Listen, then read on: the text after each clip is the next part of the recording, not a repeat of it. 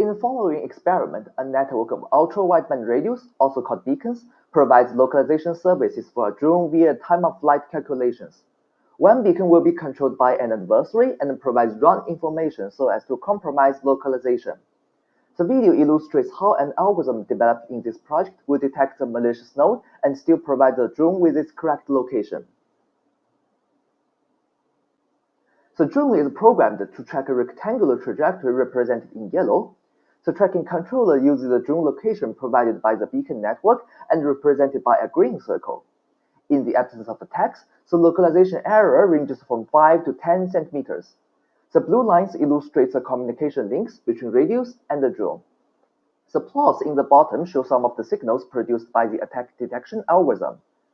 On the left, we have the index of which beacon is under attack, and on the right, a residual signal indicative of the attack strength. Since there is no attack, the left plot shows a value -1. We can also observe the drone successfully tracking the desired trajectory with some error of at most 10 centimeters induced by the localization.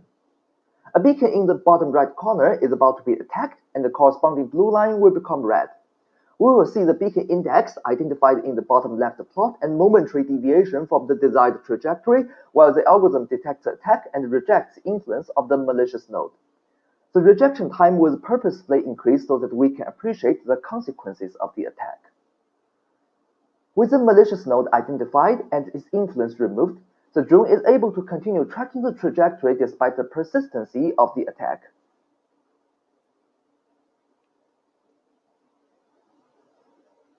The drone will now land and the demonstration end.